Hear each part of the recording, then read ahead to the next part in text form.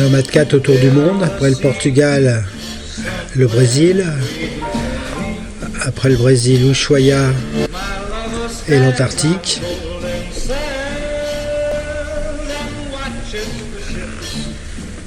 Puis Montevideo, les Marquises, Tahiti et Nouvelle-Zélande à venir.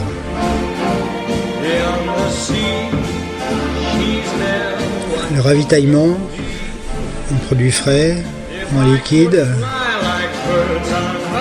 Il faut un dossier très étayé pour aller en Antarctique et une autorisation préalable. On est obligé d'avoir un pilote pour quitter Ushuaia. Nous voilà libre. En passant devant le Cap Horn, photo avec Pascal Combe qui est l'architecte du bateau que nous avons emmené.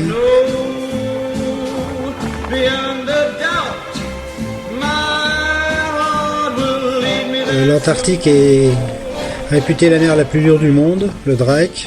Pour nous, ce fut assez clément. Là, on supporte 820 mètres carrés de toile.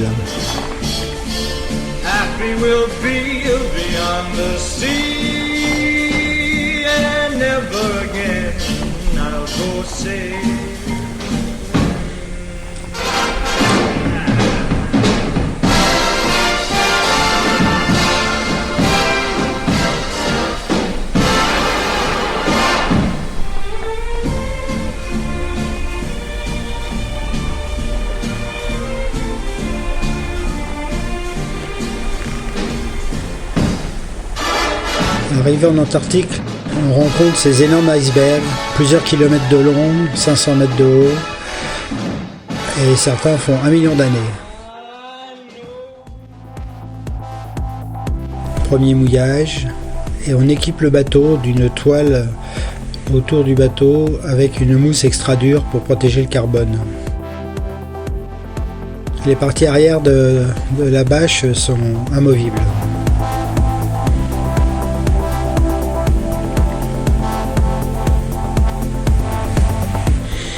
L'annexe devant la hauteur de glace.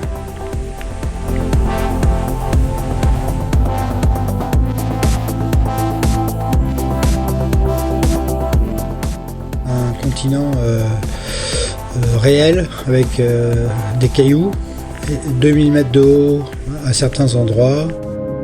Là, pour nous, des fois 1000 mètres. Cette baie se nomme Serenity Bay.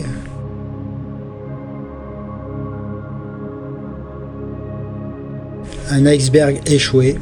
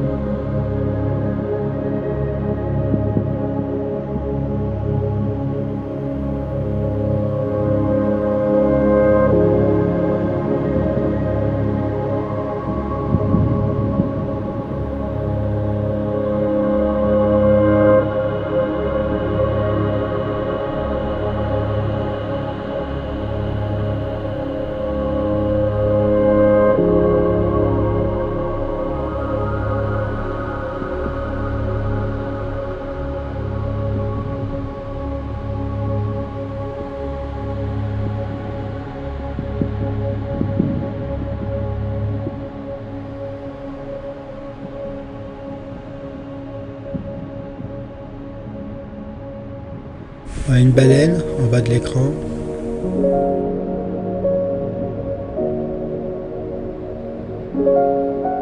Des orques.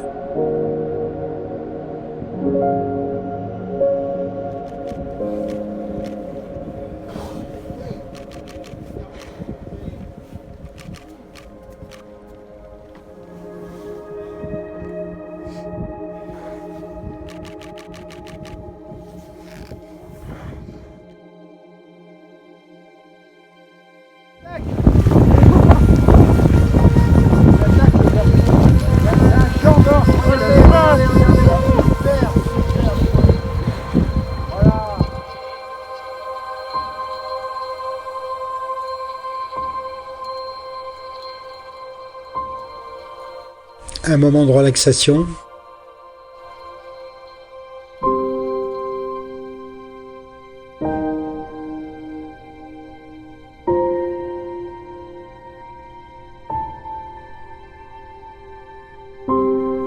Ce monument a été érigé à la mémoire de Cook, qui a hiverné tout un hiver à cet endroit-là, là où nous sommes exactement.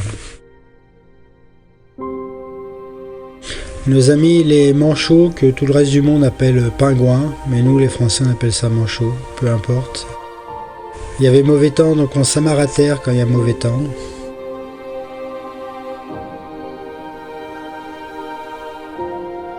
Les pingouins mangent une substance rouge qui s'appelle le krill, ce qui fait que certains paraissent un peu sales. Enfin, la glace est rouge parce que les excréments du pingouin, donc du coup, sont rouges. Le pingouin royal ou empereur mange des poissons.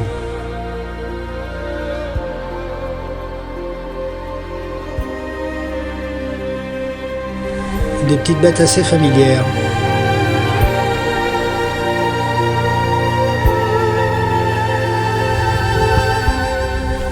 Cette baie s'appelle le cimetière aux icebergs, parce que le vent rabat les icebergs. Ils s'échouent, ces icebergs sont échoués en fait sur le fond.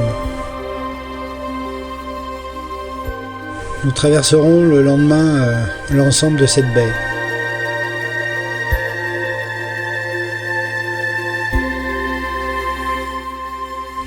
Un albatros qui décolle avec ses pieds.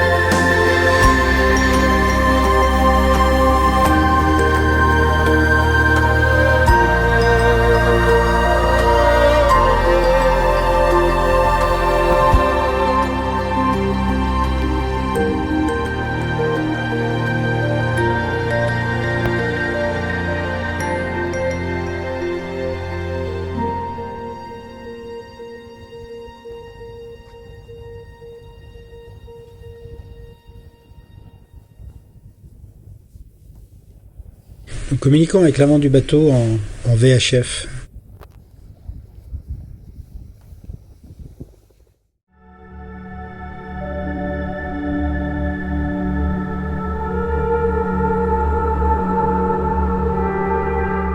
La partie claire de l'iceberg est une partie immergée.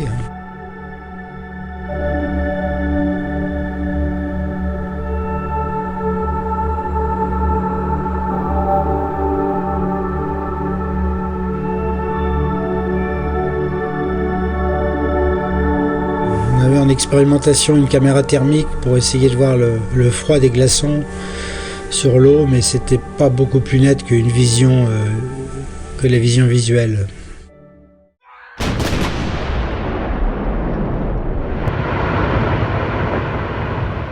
Il y a des très nombreux coups de canon dus à la glace qui se cassent. Elle tombe pas toujours, mais c'est des coups de canon très bruyants. L'Hermione à côté, c'est petit.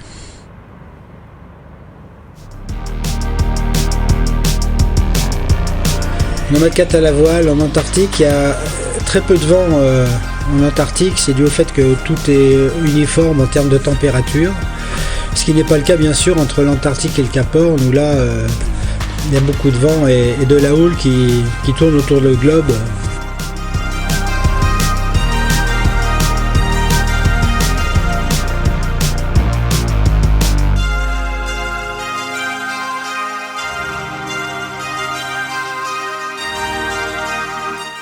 La base Braun, très exactement. C'est une base scientifique, celle-ci est argentine, mais bon, il n'y a plus beaucoup de recherche. Ça y est, c'est fini, l'Antarctique, c'est fini, nous rentrons. Toujours à 15 nœuds de moyenne, nous mettrons 2 jours pour le retour. C'est peut-être le record de la traversée, mais on peut encore faire mieux. My heart will lead me there soon.